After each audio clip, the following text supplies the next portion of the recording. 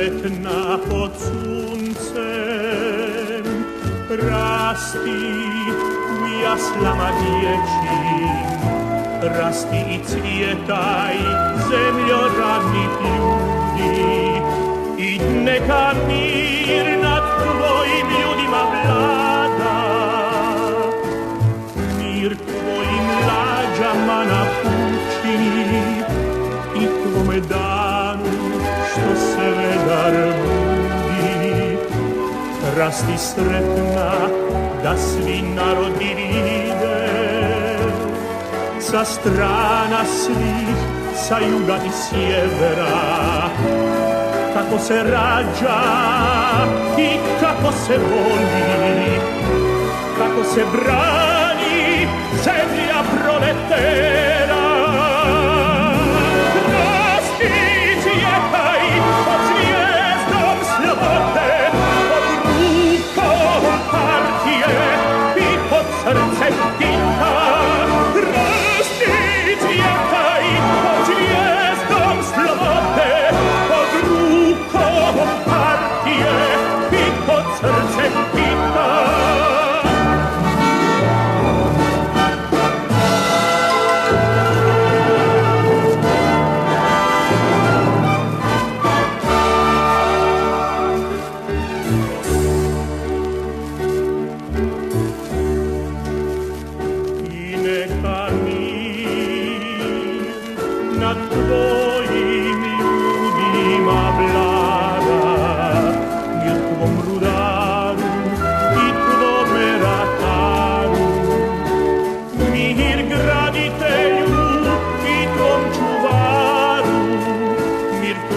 Sreći u vodi i u zraku, u pjesmi strojeva i u sjaju žita. Rasti i cvjetaj pod zvijezdom slobode, pod rukom partije i pod srcem Tita. Rasti i cvjetaj pod zvijezdom slobode, pod rukom partije i pod srcem Tita.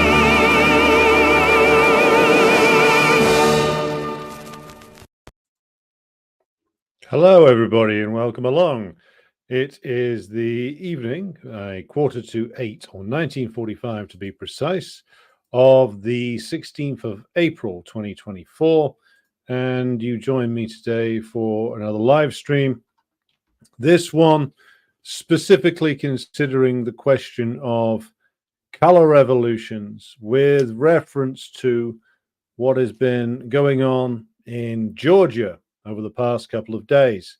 And of course, this is a follow-up to an interview we did with Don Corder of the Revolution Report over a year ago now, back in March of 2023. And that interview was done when the first round of these protests broke out. And that was, of course, over the proposed law from the Georgian Dream Party ruling government in Georgia, which was to require certain entities that received funding from foreign governments or individuals to register as foreign agents, to declare themselves to be agents essentially of foreign interests. And this was met with very similar scenes to that which has been seen before in Georgia in 2000 and I believe it was 2003, 2004, around then, which was the so-called Rose Revolution, which brought the unstable, maniacal, lunatic US stooge Saakashvili to power, who in many ways, looking back and looking at today's world, looks like a sort of Georgian version of Javier Milei, similar kind of proclivities, it would seem. But the same thing happens, of course, whenever there is something going on that the not only do the imperialist powers not approve of in a particular country, but that they can mobilize the base that they have built for themselves in that country. And so we're going to be talking a little bit about that today. And the other things to talk about are, of course, those issues that are related to that, which is the issues around the what makes a color revolution, what is what are the key components of it, and what is this as a tactic that the US has adopted, or I should say more specifically, the US and the EU and the British, of course. So we're going to be talking about that, and going to be taking questions, of course, as well for the next 90 minutes or so. But before we start, I should say I mentioned a moment ago Don Korter of the Revolution Report, and of course a reporter for Russia Today, has been detained by the Georgian authorities whilst attempting to travel into Georgia via Tbilisi airport. As far as we know, he is still detained, presumably under orders from the Georgian government not to let RT journalists in, or perhaps not to let him in specifically, because he did some very interesting reporting from there 13 months ago when the first round of this kicked off. So we hope that Don can be released very soon. Anybody watching with influence over the Georgian government, be sure to use whatever influence you can to try and move this along. And he should be allowed to go and do his job, which is, of course, reporting on this latest attempt at a color revolution in Georgia. We've seen what the attempts at this have done before, the ruinous reign of Saakashvili. And of course, we've seen it in many other countries, most devastatingly, of course, in Ukraine, where you didn't just have one color revolution, you had two, 2004 and 2014, a decade apart. So these incidents, these turnovers of power sponsored by the imperialists, never do any favors for the working class and the wider masses in these countries, like the coming to power of the Maidan movement, personified, of course, by the Banderists and their allies in Ukraine, did nothing but ruin Ukraine. The coming to power of Pashinyan in Armenia, following the color revolution there a few years ago, has done nothing but destroy Armenia. Go back and listen to the interview we did with Alison Tamizian on the audio version of the program. That's on the Spotify account for the program. And you can see that the same tactics are used every single time. So before we get to the meat of the issue, we'll do the customary greetings in the chat. So we have with us Dr. Ahmed, who joins us from Egypt. We have Munis, greetings from a cold but sunny Denmark. Putin's shirt says hello, comrades, and we say hello back. Grassy Knoll joins us from Seattle, Washington. Ben joins us from Pesh, Southwest Hungary. I hope I'm pronouncing that correctly. James Graham joins us, and Svetlana joins us from Moscow. Jawad is with us, and we also have Luca joining us from Perfidious Albion, and we have Otis, who is with us, and Red Star Betty is here. Good evening to you, comrade. We have Gonzalo with us. We have Otis, who is here. And we have Ben mentions the peons you just listed. Maya Sandu in Moldova will do the same. Yeah. This will lead into a discussion about the nature of compradors, most likely, because Maya Sandu is quite clearly prepared to utterly destroy Moldova on behalf of US imperialism. But then again, so is Pashinyan in Armenia. So is Zelensky, and so is Poroshenko in Ukraine. Going to be looking at why that is. And we get a comment here from Putin's shirt. Did anyone hear that Suella Braverman was prevented from speaking at a conference in Brussels? She was going on about the great freedom of speech in Britain, which there isn't any, by the way. As Putin's shirt mentions in his comment, Julian Assange is still in prison and is looking likely to be deported to the United States. He's been in prison in effect for, well, it's almost 15 years now, I think, since he retreated into the Ecuadorian embassy. So yes, I mean, just on that Brussels incident, I mean, I operate on a fairly simple principle here, which is that if something is to be prevented, then it should be, it should be on the case should be that it's a dire threat to the interests of the working class in a particular country. That's the only reason to shut down some sort of conference or meeting, and that's something that should be done by a working class mobilization, and should only be really employed in the case of full-on actual fascists. In this case, you've got like left wingers cheering on this so-called national conservatism conference getting shut down in Belgium. Well, that's completely stupid. I mean, nobody who calls themselves a communist should be cheering the capitalist state using its powers to shut down expressions of free speech and dissent. Do we really want to be cheering on a lawless condition, routinely shutting down anything which deviates from the given line that's currently put out there by the ruling class? I mean, do we really want to support them in just because these national conservative types are against us? Or do we want to defend the principle of free speech at the moment because this is something that we are concerned with? We're concerned with being able to use whatever freedoms that the liberal system still provides, such as they are, or as little as they are, to use that to reach the working class. And therefore, it's in our interest to defend freedom of speech at this time. And so it's something that we should oppose. We should oppose them shutting down these national conservative types, even though, of course, as many have mentioned, the NatCons, as they are called, wouldn't do the same for us. Of course they wouldn't.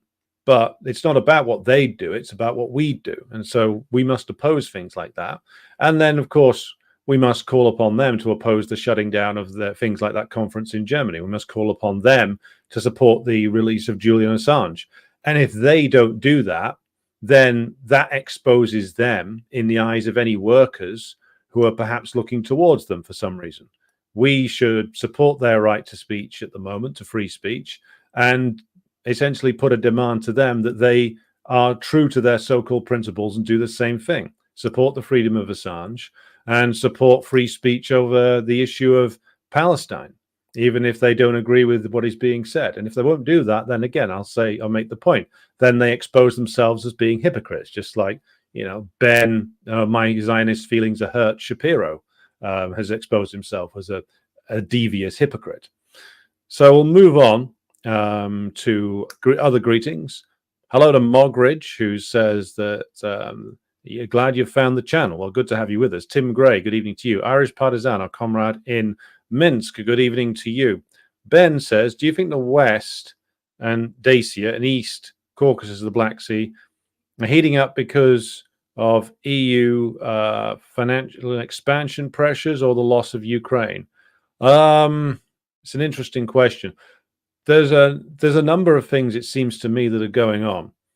There's various contradictions that are heating up domestically. So, for instance, the EU bloc countries are in more and more of a crisis due to the fact that the central power in the EU, being Germany, is plunging into more and more of a crisis. That's been coming a long time, by the way. I mean, the EU crisis dates to 2008 and has never really ended. It's just getting worse now because the recession is coming back after years of mere stagnation. So it's partly a long-term thing. The loss in Ukraine is going to exacerbate things because it's going to call into question a lot of these comprador types who've staked everything on being anti-Russia, so they're under pressure.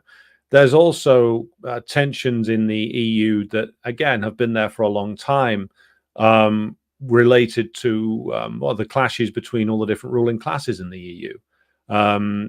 There are, of course, tensions between the Polish reactionaries and the German imperialists over different aspects of EU policy and how far sovereign rights of countries go inside the EU.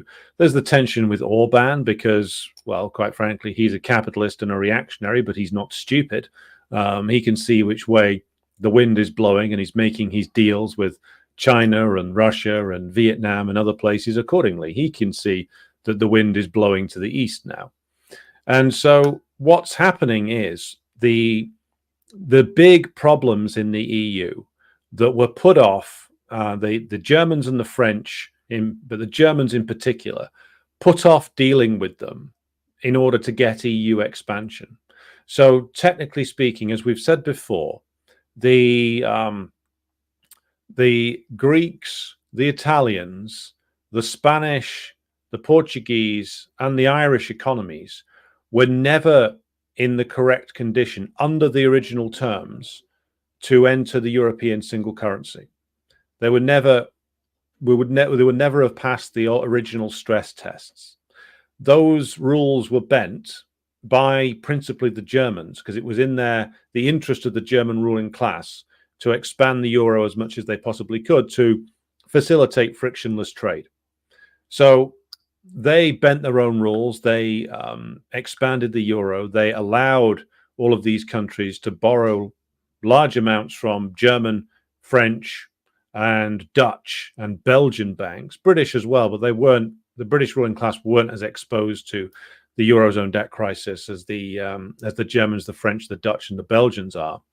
And they used that in order to bolster their own manufacturing base by annihilating the manufacturing bases of places like Greece.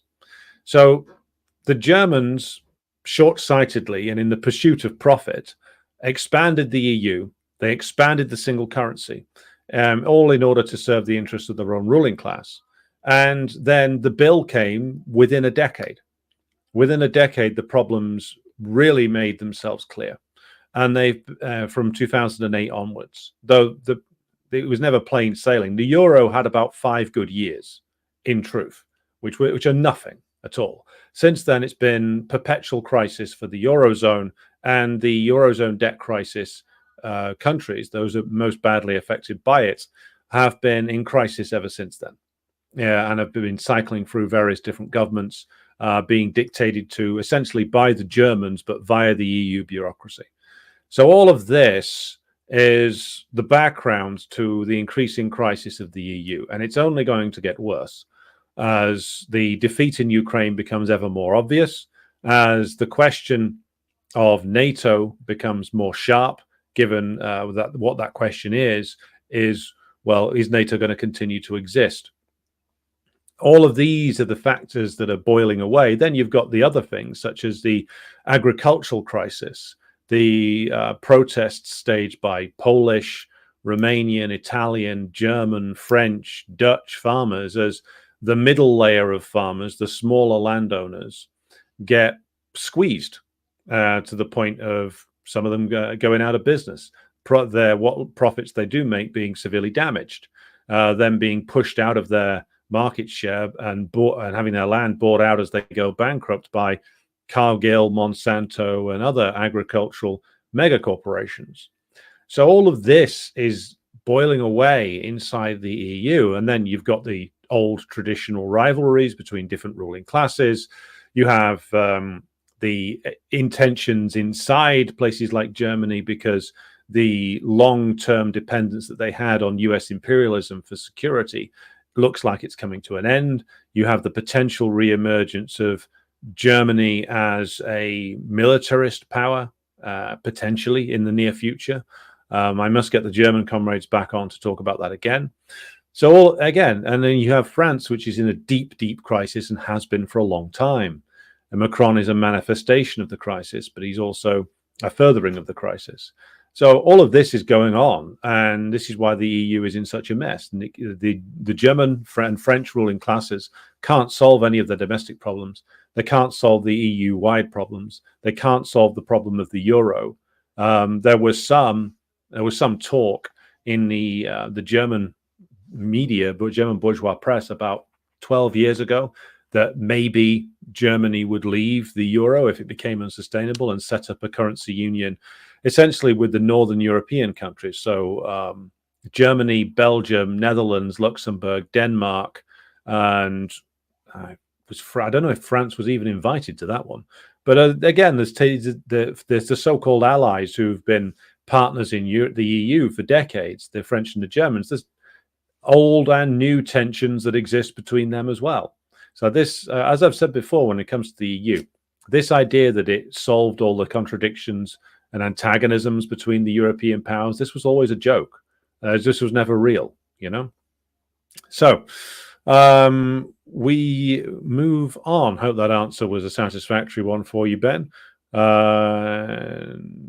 Good evening to Ross, who joins us from Port Glasgow, which is 30 miles outside of Glasgow. Good evening to you. Jay joins us. Good to have you with us. Disco Void, you appreciated the comments and free speech. Good to hear. Good evening to Slava, who joins us from Chicago. Peter, who joins us from Perfidious Albion. Rob and Beans, who join us from the wrong side of the Pennines. Good to have you with us, comrades. And Putin's shirt says, I remember Greek citizens saying they woke up one morning and all their savings were just gone. Yeah, that's why you still get bank runs. That's why you'd still get a bank run now if there was a sudden panic over the validity or the ongoing sustainability of a British bank. You might get people hitting the internet to try and withdraw all their savings, but then you get people desperately trying to find a branch of the bank to try and withdraw the hard cash when that failed. Good evening to Joseph, who joins us, and DE, and Jerry, and Ian Foster. Good evening to you, comrade. Ben says, now I'm more grateful, even more grateful. Hungary never gave up the forint and never entered the Eurozone. Our economy isn't great, but it could be Greek. Yeah, I mean, that's a smart move from the Hungarians there. I don't know if it was Orban's decision not to go in, but nobody else is going to be wanting to be joining the euro now. Maybe Maya Sandu in Moldova, maybe Zelensky. He'd want in, but nobody who has an economy that is, still standing would want to be into this thing, because when it goes, it's going to be really bad. So, to be honest, I think that some clearly in the Hungarian ruling class and some around Orban, who's a much more substantial political figure than his compatriots, than his Eastern European compatriots, are clearly planning in the more in the long term, because it's clear that the EU and the euro are both finished, whether anybody wants to admit it or not. We have RT Burgas joining us from Germany. We have Eamon O'Sullivan, who joins us from Cork. And Ben says, of the euro, silly Croatia joined last year. Yeah, they're fucked. But then again, what do you expect when you put Dumbo, when a state is founded by Dumbo fascists or refounded by Dumbo fascists? Speaking of which, it was this subject of Dumbo fascist compradors that brought us to the program tonight. And that is, of course, to discuss the events in Georgia. Now, again, it's a question of a return to a subject we've discussed often, but I wanted to go back to it because it's always worth emphasizing exactly what is going on in these color revolution situations. Because what you have is, as always, a case of where there's genuine frustrations and issues that are, a lot of them, class-based in these countries, but that because the proletariat has no communist party, or the proletariat is at a low stage of consciousness, all movements that go against the existing authorities get taken over and monopolized by pre-existing petty bourgeois institutions, or just straight up bourgeois institutions, which are funded and controlled by the interests of US imperialism, British imperialism, and the French, Germans, Dutch, Spanish, mainly though it's the big four, Britain, the United States, France, and Germany, via often the mechanisms of the EU, who are involved in mobilizing and funding over the long term, organizing these political and media networks in these various different countries, and mobilizing them whenever there's a crisis or whenever they need to exert some pressure on a particular government. And in the case of Georgia, I mean, this Foreign Agents Act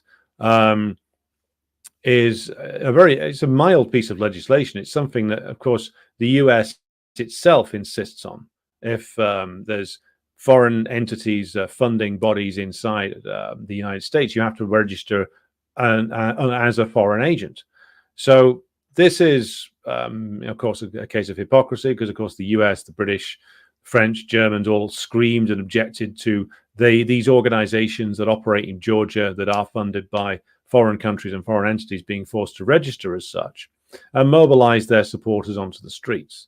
Now, what I'm going to talk about now is, in general terms, what is the approach of these color revolution type organizations. And the way it works is fairly similar in each country. There will be national differences, of course. So you have the civil societies, to use the Gramsci's term, in these countries are often very hollowed out and very weak, dominated by a certain variety of oligarch or different varieties of oligarch. So, for instance, in the Georgian case, what you've got is a state that, of course, fell out of the USSR, was immediately subjected to territorial disputes in first Abkhazia and then South Ossetia, was ruled for a while by the so-called dissidents from the late period Soviet Union. Then it was ruled by Edvard Shevardnadze, the arch-reactionary, counter-revolutionary and henchman of Gorbachev, a man who oversaw the capitulation to US imperialism and called it a victory, because, you know, from the point of view of his class, I'm sure it was. And Shevardnadze was, of course, incredibly pro-imperialist, was ready to do all kinds of deals with the US, but it wasn't quite enough. And the reason why it wasn't quite enough was because Shevardnadze was not quite prepared to sever connections with the Russian Federation almost completely, which is essentially what the US imperialists wanted. And so this is why, of course, they ultimately engineered his removal and the bringing in of the Georgian version, the precursor to Javier Milei, which is, of course, Saakashvili. And the way they do this is, as I said, they essentially colonize the cultural and educational institutions of a particular country. Now, if you look at Georgia, and if you adopted a narrow and vulgar materialist point of view, you would look at it and you would think, and I'm just going to do a quick share of the screen here to illustrate the point I'm making. Just bear with me a moment. So I'm just going to share with you the trade relationships that the Georgian government has with various different countries. So this is the stats from the World Bank that you should be able to see here. So you can see top 5 export and import partners. On the one side, you've got China, Russia, Azerbaijan, Turkey, and Ukraine being a big market for Georgian exporters. And you've got imports coming in from similar set of countries. In all honesty, you have Russia in there, you have China in there, but of course you have the United States, which is in there as well, and you have Azerbaijan, but at the top of that list is Turkey. So there's no EU country in the top 5. The EU, when it tries to boast about its imports, by the way, simply claims that they are one of the top trading partners of Georgia. But of course, what they've done is they've combined all the different EU countries into one, because that's how the EU does its trade deals. But they're not trading with the EU, they're trading with these various different countries, but it's via an EU negotiated trade deal. So it's the EU pretending to be a state when it's not, basically.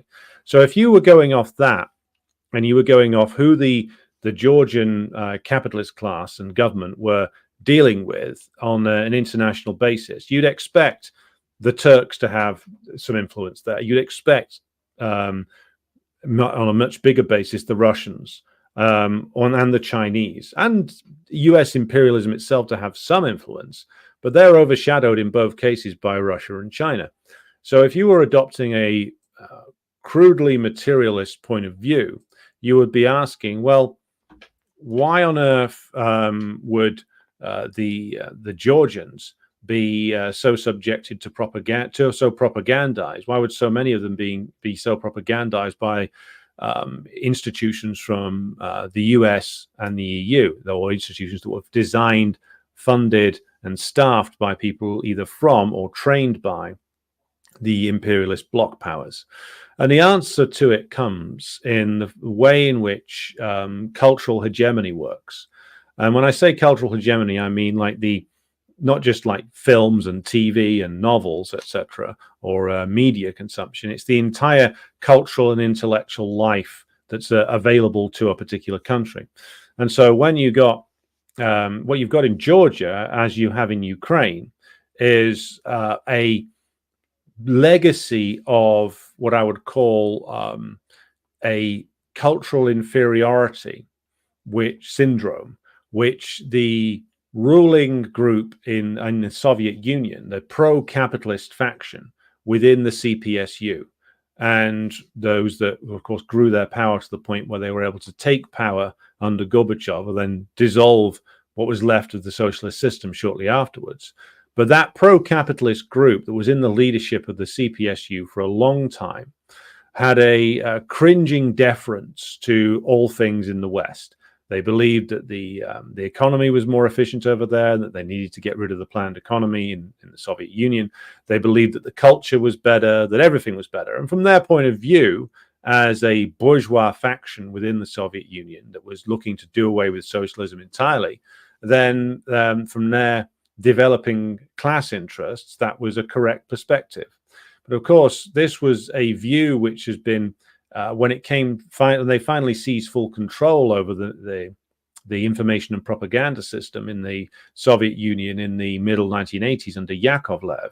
They propagated this view across the entire USSR relentlessly through the official press of the party, that everything in the USSR was garbage, that everything in the West was amazing, that if we adopted the so-called Western system, that the streets here will be paved with gold.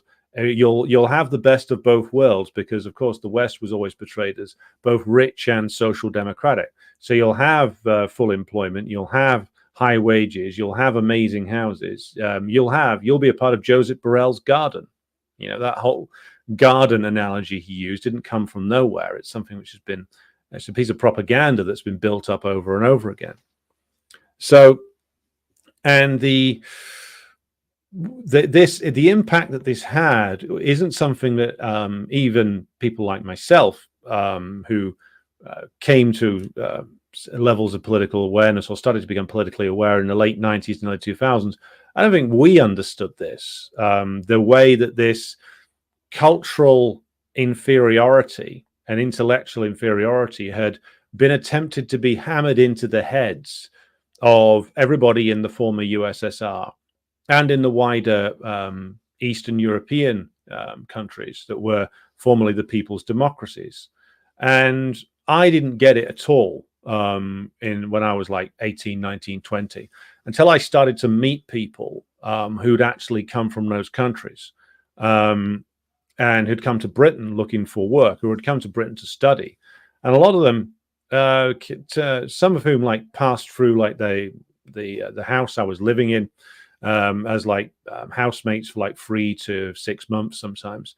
And a lot of them were profoundly disappointed. They like came here from places like Poland and places like Hungary and places like Bulgaria. They came here thinking that this was going to be this amazing experience. And where they ended up was Birmingham. Without wishing to insult anybody who's watching from Birmingham, I lived there for many years. But it isn't what was sold to these people as the reality of Britain. I mean, I lived with one woman who was thinking that Britain was going to be one long tree-lined avenue, where she would get picked up from the railway station by, I don't know, Hugh Grant. He was still something at the time, driving an Aston Martin with a long silk scarf flowing behind him. And she turns up and it's high-rise flats, concrete structures, unemptied dustbins, and a failing infrastructure. So the gap between what people expected and what they got is quite big in most cases, unless, of course, you're from the bourgeoisie, in which case you're showed a very carefully curated version of perfidious Albion. But there was a real shock there for people when they actually saw what the dirty reality of Britain often was. And when I got talking to people, particularly Poles, who would admit that there was a lot wrong in this country, but my God, it's so much superior. My God, isn't Poland terrible? And I've told this story before, but it's something that's worth repeating. I spoke to a Polish guy who lived in the same block of flats as me about 7 years ago now. And he admitted there was a lot of problems here. He says, but thank God you were never a communist country, Alex. Thank God you never got any of that. And I said, well, you've not been communist for over 25 years now. So what's going on now? He goes, yes, now it's even worse. Now the Catholics are in power and they've made it even shitter. But thank God we're free. And I said, well, you just said it was shit. What's the freedom? And he says, freedom to leave and live here. And for him, he was doing all right because he was an architect in training, so he was going to make some decent money. But for a lot of other people, the freedom rather turned to ashes in their mouths. So it helped me by meeting people and working with people from the former USSR, from the former people's democracies. It helped me to start to understand what had gone on, which is not only had the propaganda of the imperialists been relentless in portraying their own countries as rivers of gold and the land of ambrosia, so to speak, but that it was the pro-capitalists and compradors in all of these countries. The counter-revolution had taken up this propaganda from the imperialists and had turned it into an article of faith that, after it was hammered home for many, many years, quite a number of people started to believe, particularly as the counter-narrative was destroyed. The power to counteract it was destroyed. So this helped me to understand things a little better. So when you see people like going out onto the streets waving EU flags, now some of them in places like Georgia will be just people who are paid to be there. There are people who are paid directly via the National Endowment for Democracy, or perhaps old school via the CIA or MI6, but often it'll be, the cutouts, the NGOs, who do the job, as one of the founders of the NED said, we do the job that the CIA did 20 years ago. So some of the people you see out there are professional agitators, paid to be there, paid to stir people up and cause trouble. And part of it will be, of course, the networks that they set up. And so what the US, the British, and the others aim to do is that they move into these countries like Georgia, and Armenia is another example of this, and Ukraine. And a lot of these places, as I said, will be suffering from the years of propaganda by the compradors who said everything here is shit, everything in the West is great. And so it's easy for them to move in, to start like media companies. You see that one of the big things that vile, ridiculous creature, Samantha Power, does for USAID is she goes around, and her organization goes around doing media training courses for so-called activists or citizen journalists. They always pick up the activist language, the sort of leftist activist language, and export it, because if they said we're going to train you to do the bidding of US imperialism, they wouldn't quite get as many takers. So the setting up of media networks is crucial, because what they do is they set these up via grants, train people in Western media techniques, and you're not just being given technical training with regard to how to be a journalist. These are what they're training when they set up these media courses. They are training essentially cadres for imperialism. That's what they're doing, because the media ecosystem that they're creating is one that is no longer centered around actually doing anything to represent the genuine issues inside a country. It's that these are trained and paid often political hacks dressed up as journalists whose job it is to essentially magnify problems that are there, but present them in a false way and present false solutions to these problems. And so that's why, of course, they invest so much in media training and starting media organizations. If you can take over the media ecosystem of a particular country, which the US can do, as Putin himself observed recently, that the US has 100% media monopoly. or nearly over many countries in the world. And it took the Russians quite a long time to work this out, because for people who are pro-capitalist, Putin and his inner circle really do operate like sort of late period Brezhnevites quite a lot of the time.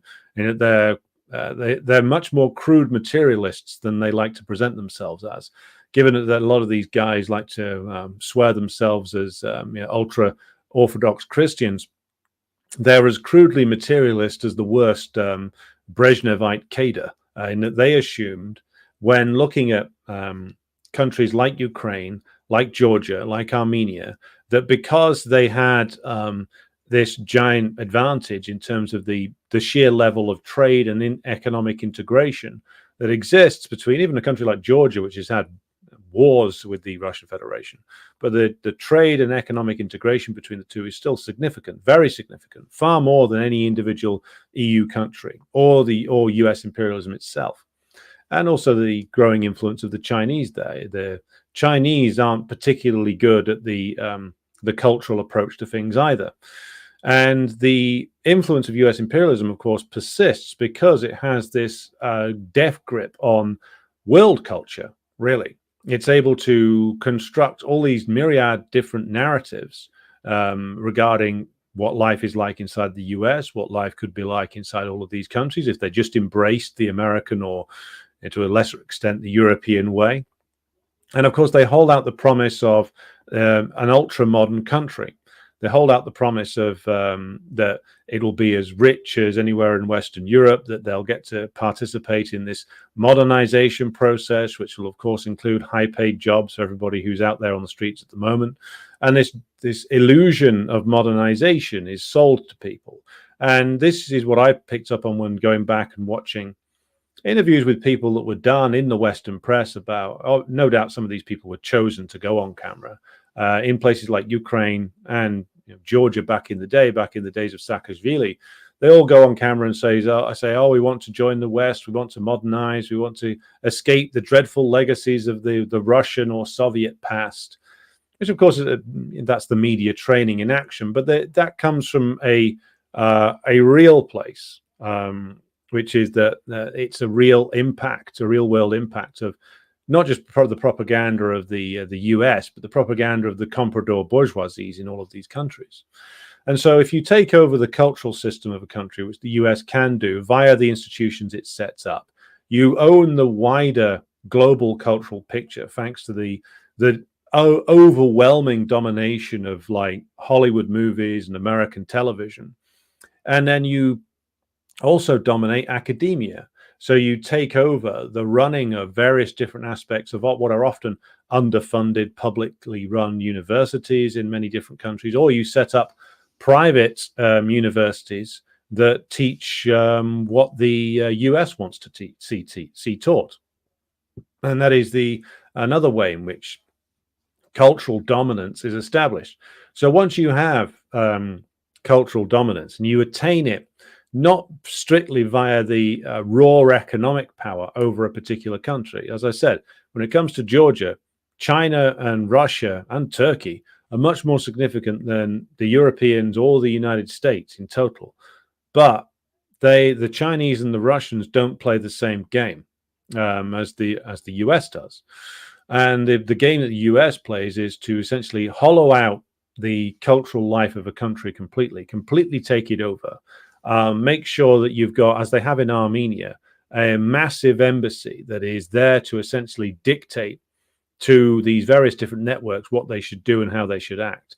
You also make sure, and this is a long-term project of the British and the US in particular, but the French and the Germans are in on this act as well, that you're taking as many of the younger generation of aspiring scumbag politicians from these countries, you're taking them to the West when they're quite young, when they're like 17 or 18 or 19, you're putting them into an undergraduate program. And in the British case, this is send them to Oxford, Cambridge, Durham, Bristol, maybe Imperial College London, depending upon what they're studying, London School of Economics, the big universities in Britain. You put them through there, you socialize them with members of the British ruling class, and you integrate them into networks inside the British ruling class, the British government, the wider British cultural institutions.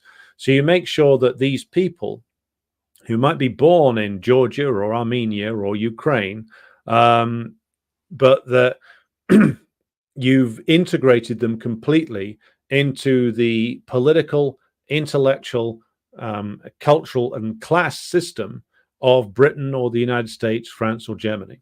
And so, in essence, these people are no longer rooted at all in their home countries. Like, for instance, Maya Sandu might have been born and raised in Moldova. I'm not quite sure of what kind of background that she has. But someone like her, or Pashinyan in Armenia, people like that have no real root in the masses of their countries, if they ever really had one. I mean, Pashinyan is a creation of US and French imperialism in particular, and his roots of support are much more in the what I'm going to call the comprador exiles. And this is another legacy that the US is able to lean into, which is, of course, the large exile communities that are based in both Europe. There's a lot of Armenians in France. There's a few in Manchester, in actual fact. There's a very good Armenian restaurant in central Manchester.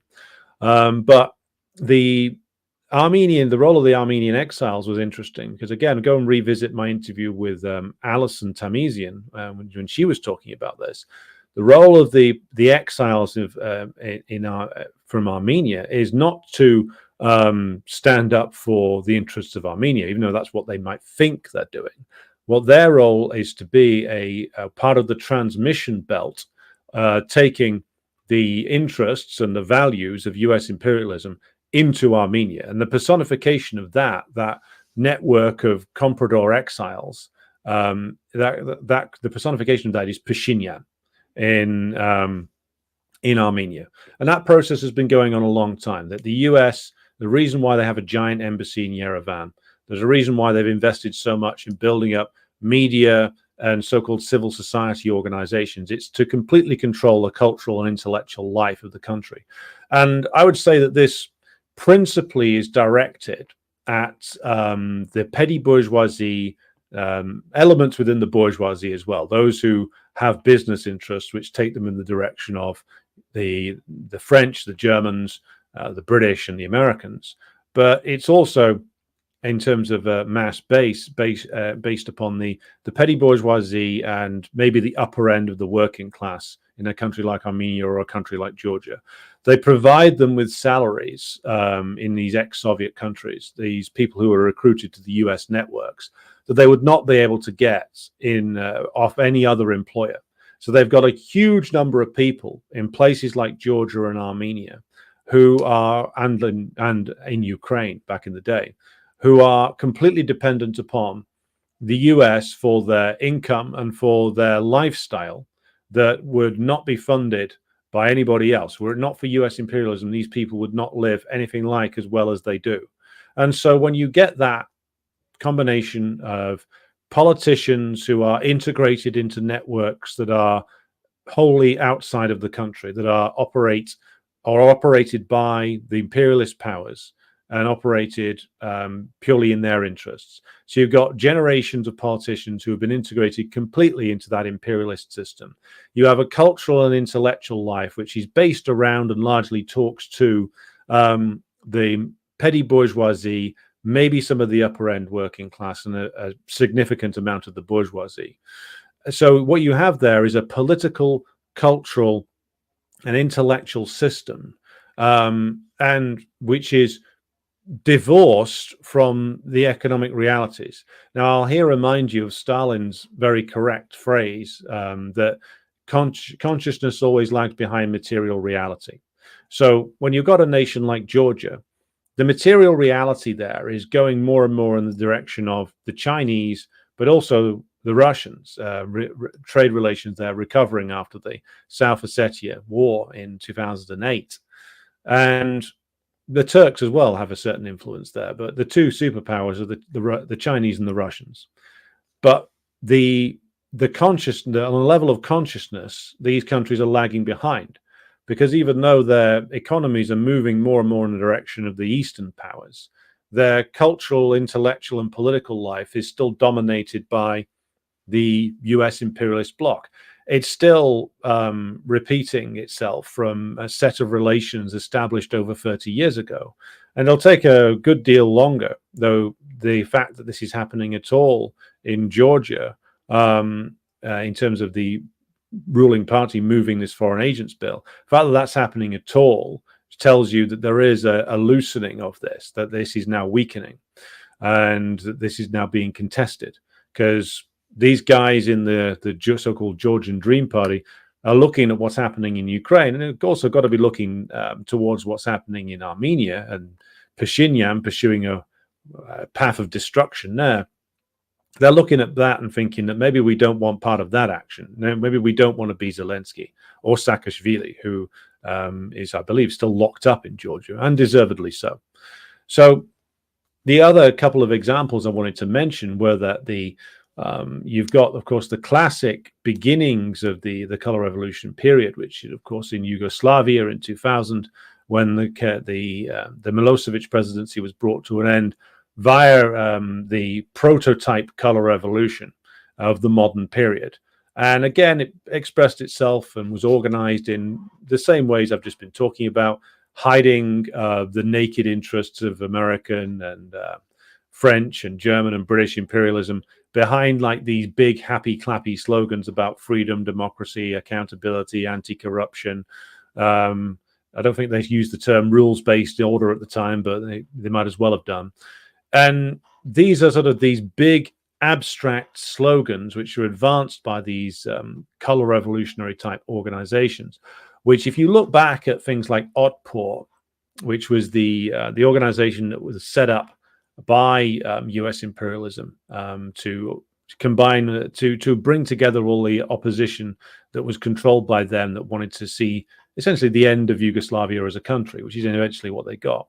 But they hid behind like this combination of like leftist imagery, the sort of the stylings of 1968 radicals, and the big, as I said, abstract slogans about concepts which were completely divorced from any material base. And all of this put together in a sort of vaguely revolutionary fashion, suggesting and hinting at revolutionary change. But in reality, what it was there to do was to mobilize people onto the streets in order to force a split in the ruling group in Yugoslavia, and basically get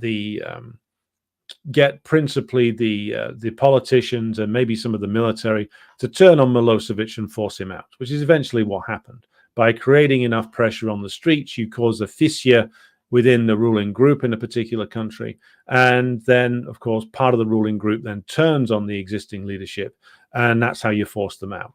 And so you have a mobilization in the streets, but what in actual fact ends up happening is some sort of palace coup. I mean, if you look back at what happened in Ukraine, yeah, they chased Yanukovych out and forced the parliament out at gunpoint. But who was involved there behind the scenes with the so-called Maidan? Why, it was our old friend, Leonid Kuchma, longtime president of Ukraine, man who rigged many elections, one of the dirtiest, most corrupt individuals you could possibly find. Of course, he was involved in putting together the new government because he was a man with all the connections. So it portrays itself as a revolutionary change. But in reality, these people, some of whom are paid agents, some of whom are just people who get swept up in it because they do have frustrations about the way that things are, which of course can't be addressed by what are deeply corrupt and compromised systems in these countries, but who get swept up by a con, basically, by the con that promises modernization, that promises that life in Tbilisi will just be like life in Paris or something. Again, it depends which part of Paris you're looking at, whether you want to make that comparison.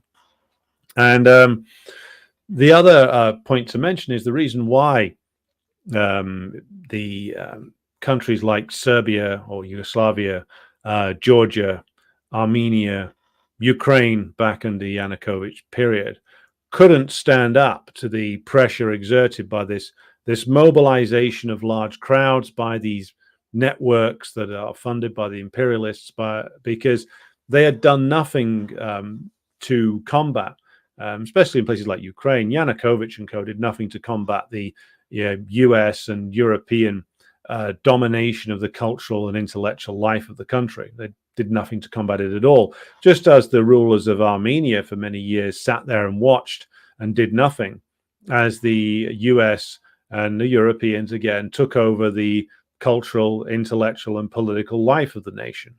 And just as in Georgia, like Shevardnadze was unable to combat it. Why?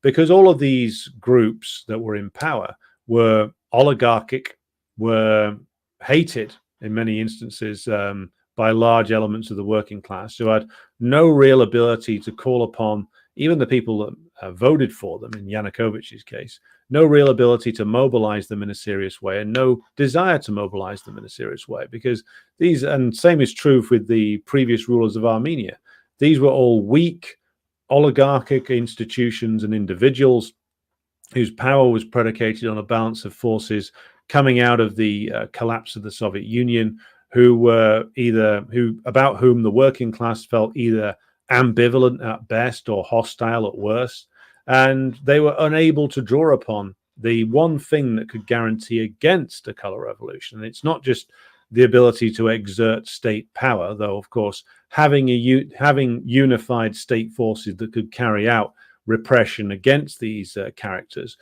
is a crucial element in deterring them.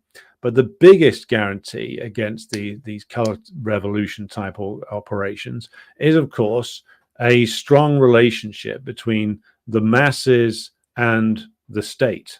And this is why, of course, the various attempts at overthrowing the Cuban system, the Cuban socialist system, have all failed thus far. Long may they continue to fail. It's why the attempts to destabilize the PRC, China, invariably, almost completely fail. Following the wobble that they had in 1989, the Chinese party learnt from that and made some changes. They learnt again from the enormous amount of corruption that was present in their ranks and the weakness that was bringing in, and changed again in about 12 years ago. So also in Belarus, where I believe we've got Irish Partisan on the line tonight, so to speak. In Belarus, Lukashenko not only had a pretty unified state machine behind him, but thanks to the fact that he has retained a lot of aspects of the old Soviet system, even though, of course, it is a capitalist country, Belarus, but it's not one where the capitalist class have been allowed to do what they did in Ukraine, which is drag the country into the dirt.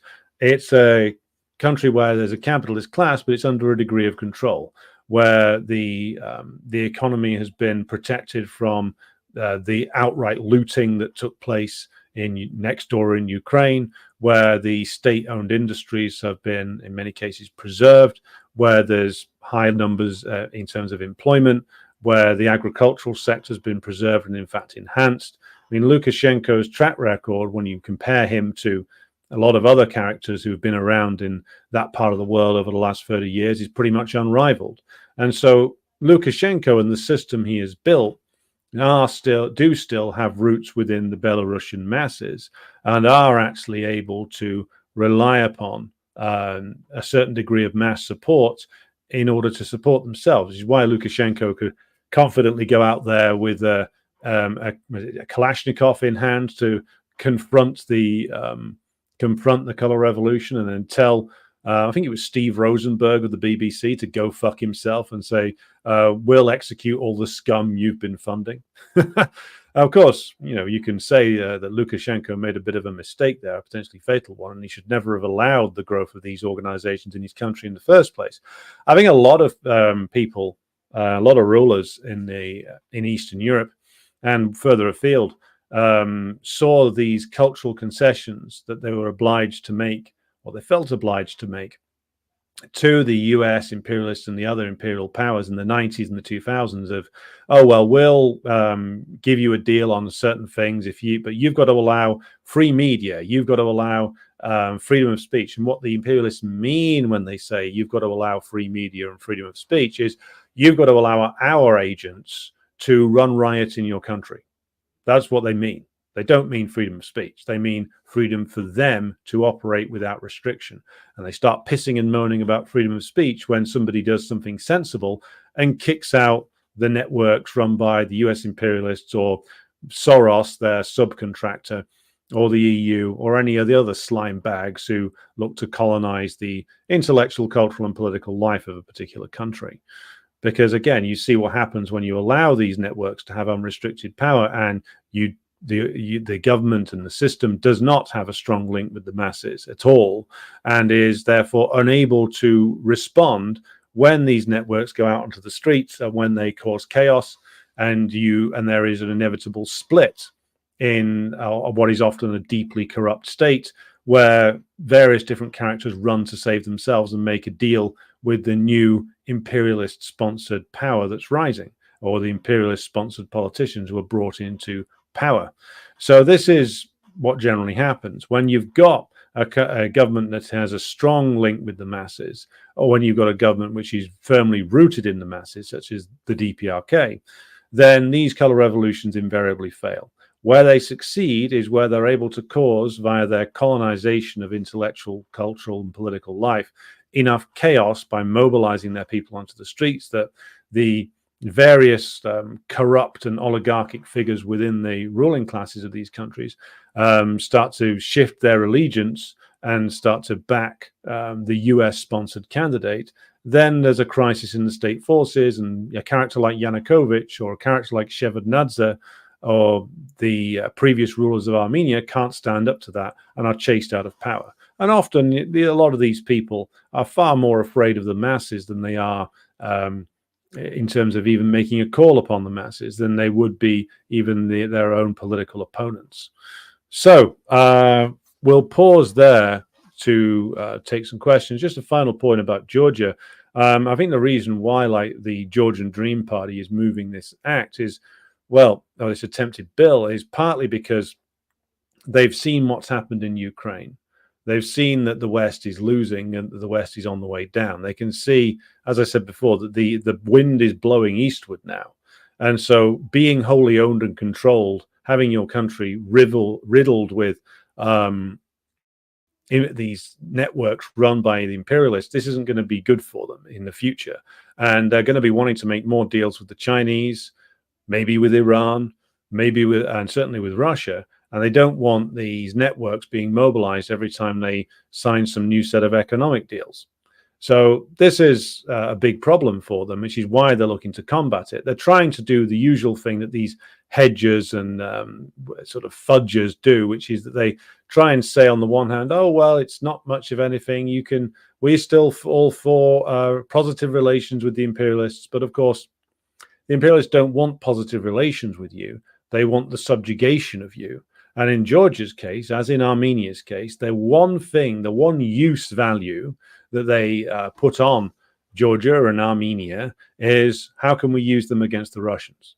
That's the sole value that they have. And the Georgian rulers have at least worked out that that's the sole value Ukraine had. You're starting to see it now in Ukraine with more and more people doing TikToks and Instagram posts, more and more Ukrainians who were previously all for, or maybe not all for Zelensky, but certainly anti-Russian, now looking at the situation in Ukraine and saying, oh, shit, the Americans used us. And that realization comes to everybody who's used by not just the US imperialists, the British too. In the end, they work out that, oh, shit, they're abandoning us. They marched us into the valley of death. Now they've left us here, which is what you're seeing a lot of Ukrainians start to work that out now, that they've been used, not just by the Americans, but by the British, the French, the Germans, the Italians. If I were Ukrainian, I would despise all of these fucking countries. Wouldn't want anything to do with them. But I would despise the comprador elites more. All those slime bags who went on the payroll of the EU and the US, all of whom, along with the fucking ridiculous and corrupt and perfidious oligarchy in places like Ukraine, who happily sold the country down the river because they see the country as nothing other than a milch cow for them, nothing other than an animal to be milked and then chopped up into bits to be served up to them. They don't see any value in the Ukrainian people or the Ukrainian land or the Ukrainian, other than, of course, to sell the land to Monsanto and BlackRock. They don't see any value in Ukraine as a nation. It's at best for them an investment vehicle, a stepping stone, if they're a politician, on the way to, if you're Denis Shmyhal, for instance, or if you're, any of the other clowns who've served in the Zelensky or the Poroshenko governments, or if you're Zaluzny, it's a stepping stone to a nice job or a nice apartment as a reward from US and British imperialism for services rendered. These people sold their country, to use the biblical term, for a mess of pottage, for nothing. But that's what you get.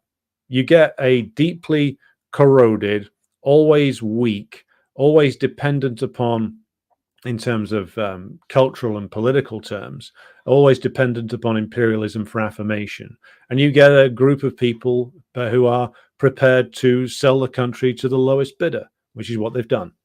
And they do it for petty rewards in reality, very petty rewards. Like the oligarchs in Ukraine had already looted everything of value. There wasn't, by 2014, yes, there was some survivals from the Soviet period, which they were wanting to get their hands on. That's why they wanted to join the EU and use EU membership to batter down the last resistance to the final destruction of the Soviet legacy, which is, of course, now being destroyed in a war. But these people sold the nation that they kept banging on about, that they loved so much, apparently, sold it out for nothing in reality, which is how these people have to be treated. There's certainly the people at the top of these organizations, the people who took the big money and will flee from Ukraine, from Georgia, from Armenia when the shit hits the fan, which it's doing now in Ukraine. These people will flee to the West. Now, for those people, nothing other than being treated as the worst kind of traitor is appropriate. For people who fall into these traps laid by the NGOs, who, out of frustration and out of understandable anger, because out of the way that the country has gone since the end of the Soviet Union, out of a confused and undeveloped sense of class consciousness, who fall into supporting these protests, a different approach has to be used, which is that these people have to be appealed to, spoken to, convinced of the errors that they have made, basically. But for the people at the top of these organizations, they're nothing but scum. They took the money. They know what they're doing. They were more than happy to sell the entire nation into slavery and destruction. And being called a traitor is the very least that should happen to them in reality.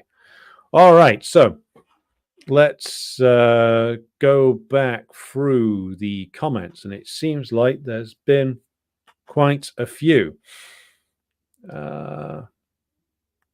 Where did we get to? Right, Putin's shirt says the US passed the same law, Foreign Agents Registration Act, all the way back in the 1920s or so. This is all bullocks, yes.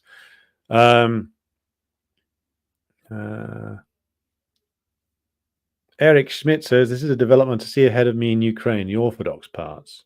Can you clarify that comment, Eric? FARA was passed in the US in 1938, says Ben. Ian Foster says, without its own currency and the monetary sovereignty it allows, a nation state has little real independence and the monetary status on a par with the local council. Well, certainly if you're Greece, that's true. And certainly if you're one of the smaller countries in Europe, that's true. Certainly the case in, not just a smaller country. I mean, look what happened to Italy. Italy joins the euro and and it was essentially now run from Berlin via Brussels. Dennis Curry says fascism never stopped, just laid low for a while. Well, I would just slightly disagree with you there. Fascism is brought in by the ruling class in particular periods of high crisis for them, where they need to violently reassert their rule. What happens is, of course, fascism is not wanted or not needed by the ruling class for long periods of time. And so therefore they are prepared to go with, liberalism mostly, but social democracy if they're under pressure, then they need to reform. But fascism is always a risk whenever you have any kind of capitalism, because the ruling class will reach a crisis inevitably, as always happens in capitalism. There is always a crisis of overproduction. There is always a crisis of brought about by class warfare. And the ruling class always needs some boot boys to go in and stamp all over the working class and destroy working class resistance and living standards so that profitability can be returned to the system. And that's where fascism comes in. So wherever you have capitalism, fascism is lurking in the background because it's something the ruling class will reach for when they need to. Irish Partisan says the events in Georgia are eerily similar to that of the attempted color revolution in Belarus of 2020. As I say, whatever problems that the Lukashenko government has, if only every former Soviet country had their own version of Lukashenko, they would be in much better positions right now. Battle Cossack joins us and says, Donald Corder made a great documentary on color revolutions using the Georgian protests and against the anti-espionage law as an example. Good point. Dennis says these comprador elites don't reflect the real economy. That's true.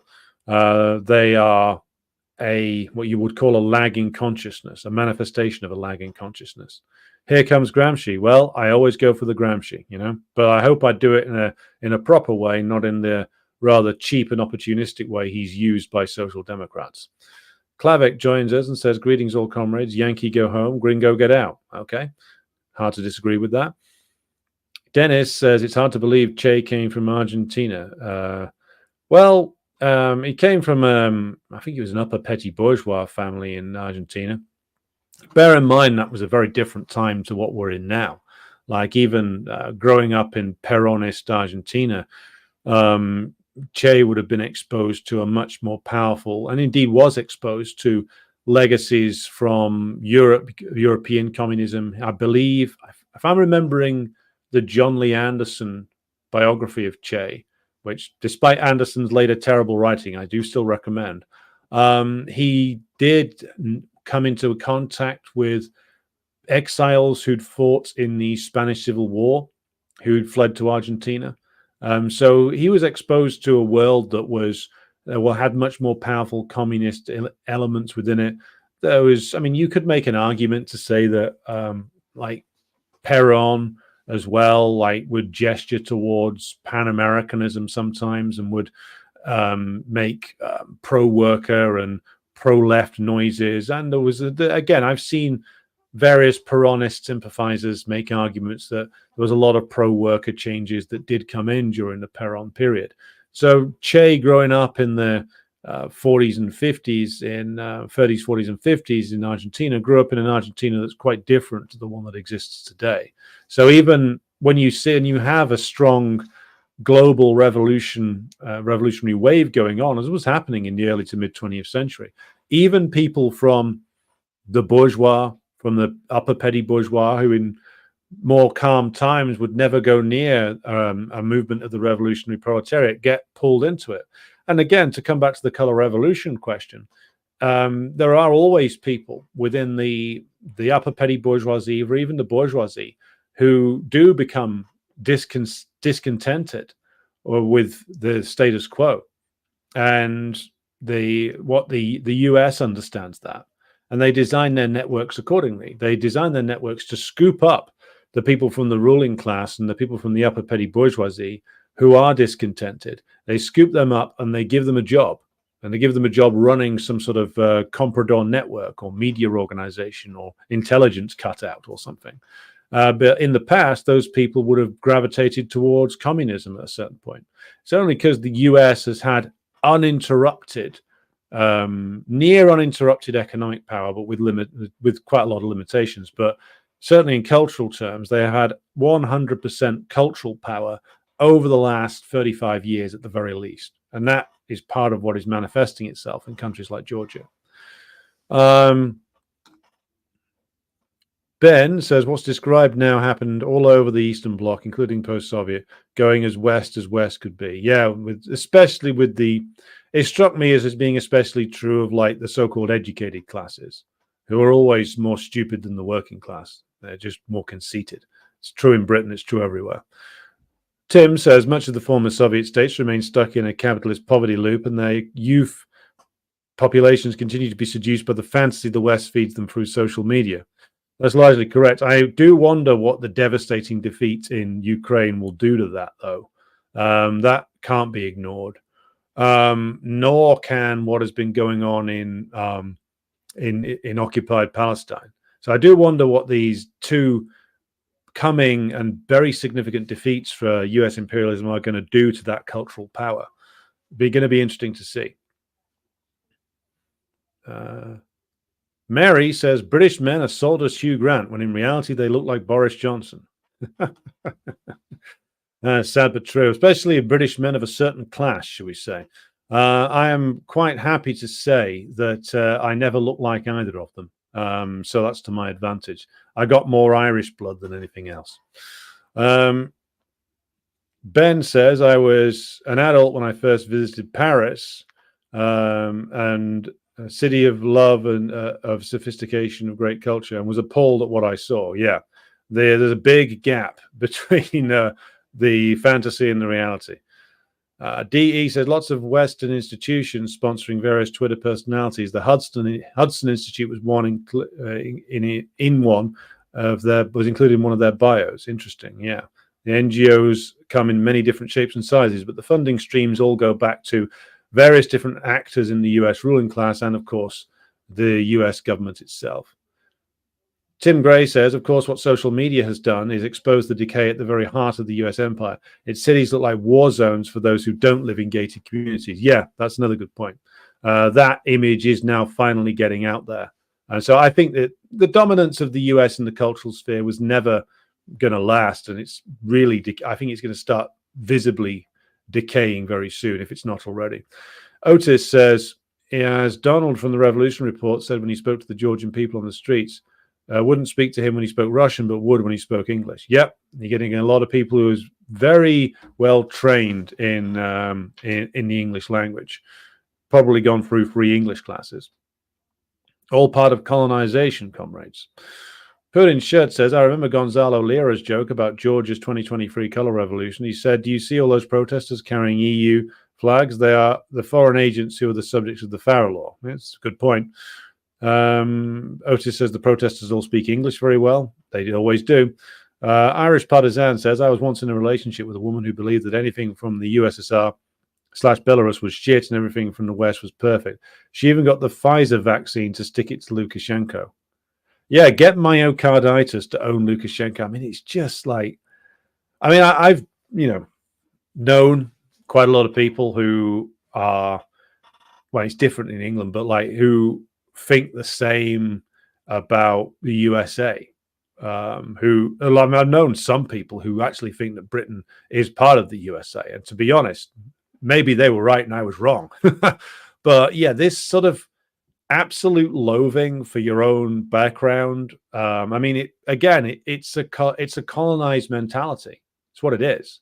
I mean, you look in Frantz Fanon's work, Wretched of the Earth and others, or is it Black Skin, White Masks, was it? Where he talks about this, and this is a colonized consciousness that you're dealing with. Belarus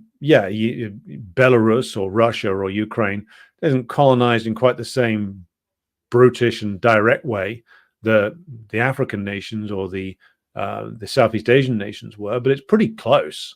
I mean, you're killing people. You kill people's consciousness. You make them essentially slaves without chains. I mean, fancy taking a fucking Pfizer vaccine to own Lukashenko. I mean, it's ridiculous. Without wishing to insult your ex too much, Irish Partisan, but it's just like, I can't imagine how you'd get that bad. But then again, I live in an imperialist country and not a colonized one. So, again, like the colonized mentality it's frightening to behold. Ben says, another telltale sign, English language protest signs on non-English land from Hong Kong through Georgia to Maidan never fails. Yeah, indeed it does. Irish Partisan adds, she wouldn't trust the Sputnik shot because it was made in Russia. But of course, it looks like the Sputnik shot and the Chinese shot were far safer and actually effective, far safer and far more effective than anything in the fucking Western pharmaceutical industry had to offer, and didn't come with the risk of a heart condition either. Ben adds, about hollowing out culture, the T-shirt test is a sad case study in Eastern Europe. In Hungary, Marvel, NASA, Coca-Cola, Alpha Industries, Disney. Makes me so sad. Again, yeah, it's a form of colonization. It really is. Like, if you can own people's imaginations, you can make them do almost anything. And again, like people say, oh, well, it's just a t-shirt, it's just a hat, it's just trainers, it's just whatever. It's not, because the imperialists understand that it's not. These commodities are part of a propaganda system. They are part of an image that's being sold to people, an image which is not real, but it's an image that has become very, very powerful, an image rooted in American imperialist raw economic power from probably the mid-20th century when it was at its height. But it's got a very long hangover and a very long half-life, should we say, because it's never been challenged on the cultural level, because they're only just in the recent last 15 years, it's become visible that they're being challenged and overhauled by the Chinese on the economic level. The cultural lag is quite significant. Dennis says, when I go to America, I check my brains at the border. Be sure to pick them up on the way back. Case in point for Comprador Parasite, says Ben, Hungarian Liberal Opposition MEP leader, born in Montreal and New York. Yeah, that's another thing. The number of characters in the east of Europe, especially like Baltic states, who were either born or were brought up in the United States is quite astonishing. Ben says, just a small factual addendum correction. The first color revolution prototypes were in fact Budapest 56, Tiananmen 89. Both failed. Methods were perfected later for use in Yugoslavia. Yeah, I said Yugoslavia for the reason that it was the first modern manifestation. Now, if we can go earlier, like Ben says, like if you want to take it back, you could make the argument that these are methods that the US imperialists have been refining since World War II. And certainly you could make the argument about the Cold War era ones too. You're going to make the argument also about Poland 1979 to 80 to 81, Solidarnosc. That was another one. But I think we'll have to go back to, we should go back really to Budapest 56. I know Finnish Bolshevik has done, from what I can see, quite a good series on that. But Tiananmen 89 was definitely an early prototype. I mentioned Serbia because it was the one that I remembered first from the modern era, where a lot of the techniques we've seen since then were on full display that early. But you are correct that the origins of it do go back a long way. Dennis says China kicked out Soros, and that was an entirely correct decision. He should never have been allowed in the first place. Putin's shirt is enjoying the program. Well, good that you are. Glad you're finding it useful. Imperialists want to crank up the strategy of tension wherever they can, says Dennis. Ben says your apt description fits Juan Guaido, Svetlana Tikhanovskaya, Zelensky, and even Cardinal Mindszenty from our history. That the guy who was like a pro-fascist, prominent opponent of the People's Democracy in Hungary, who was put on trial quite correctly after World War II by the Hungarian People's Government. Frank says, compradors, they are the main problem of Iran. At least to me, it seems that the US wants to expand Israel to destroy Iran. Assumed by the West, Iran is the weak link in Russia-China axis. I mean, if that's their assumption, Frank, I would say it's a dangerous assumption on their part. I mean, they've been trying to engineer color revolutions in Iran for years, decades now, and it's never worked. And I think it's never worked precisely because of what I was saying earlier. You've got a large part of the Iranian population rooted in at least a large section of the working class and the peasantry who still support the system of the Islamic Republic and are prepared to mobilize, often with arms in hand, in order to support it against any attempt at regime change. When you've got that, regime change becomes a lot more difficult. So yeah, they think that they've tried a myriad ways to destroy Iran, but it's never worked for them. I don't think it's going to work now either. We'll see what the Zionist colonial state does over the next few days. Battle Cossack says Milei sends food and supplies to Israel rather than people here. Well, Milei is a piece of shit who should be regarded as a perpetrator of the lowest forms of treason. Ian Foster says 100% capital order in crisis. Rajani palmed up fascism and social revolution is the classic text to read for a deeper understanding of fascism. That's entirely correct. Slava updates us on Donald Corder's status and says he was released from detention and he's on his way back to Moscow. He's been deported from Georgia. Loving that freedom and democracy. GCCX Pro joins us.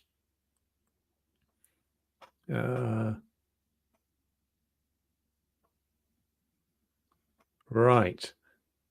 Good afternoon to YepX. Irish Partisan says, I see Tikhanovskaya was boasting today of how successfully she managed to lobby the US to impose more sanctions on Belarus. Many ordinary Belarusians whom I speak to absolutely loathe her.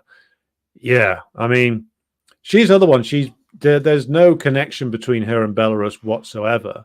I mean, she's just integrated. She's an agent integrated into the networks of US imperialism now.